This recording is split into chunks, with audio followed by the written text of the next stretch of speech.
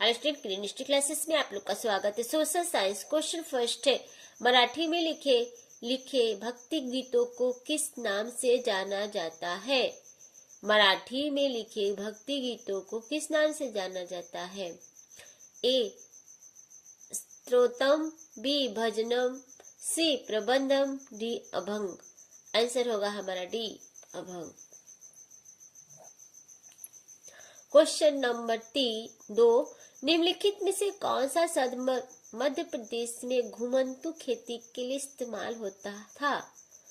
ए बीघा, B बेवड़, सी बेघा, D महल। तो पूछा है कि मध्य प्रदेश में घुमंतु खेती के लिए इस्तेमाल होता था कौन सा शब्द? आंसर होगा हमारा बी बेवड़। क्वेश्चन नंबर 3, कथन ए एवं आर को पढ़े था सही उत्तर चुने। कथन ए डॉक्टर भीमराव अंबेडकर ने बचपन में रोजमर्रा की जिंदगी में जातिगत पक्षपात झेला था।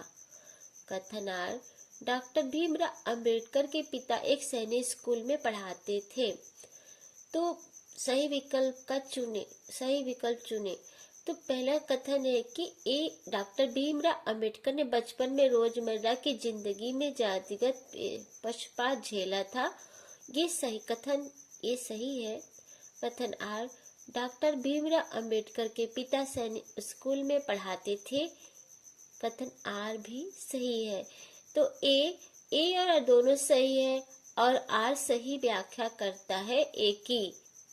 बी ए और आर दोनों सही है लेकिन आर सही व्याख्या नहीं है ए की। सी ए सही है लेकिन आर गलत है। तो आंसर होगा हमारा बी। ए और आर दोनों सही है लेकिन आर सही व्याख्या नहीं है ए की।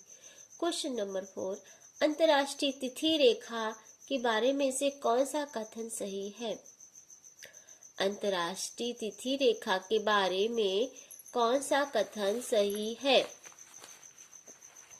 ए अंतर्राष्ट्रीय तिथि रेखा एक सीधी रेखा है जो उत्तर ध्रुव को दक्षिण ध्रुव से जोड़ती है। बी अंतर्राष्ट्रीय तिथि रेखा केवल जलीय भाग से होकर गुजरती है। सी अंतर्राष्ट्रीय तिथि रेखा जलीय एवं स्थलीय दोनों भागों से होकर गुजरती है। डी अंतर्राष्ट्रीय तिथि रेखा लगभग शून्य देशांतर का अनुसरण करती है। तो क्वेश्चन में है अंतर्राष्ट्रीय तिथि रेखा के निम्नलिखित में से कौन सा कथन सही है? तो आंसर होगा हमारा बी। अंतर्राष्ट्रीय तिथि रेखा केवल जलीय भाग से होकर गुजरती है। अंतर्राष्ट्रीय तिथि रेखा प्रशांत महासागर के बीचों बीच 180 अंश देशांतर के उत्तर से दक्षिण की ओर खींची गई काल्पनिक रेखा है। विश्व भर में एक रूपता बनाए रखने के लिए अंतर्राष्ट्रीय तिथि रेखा तैयार की गई थी। यह एक टेढ़ी मेढ़ी रेखा होते हुए विश्व को दो भागों में बांटती है।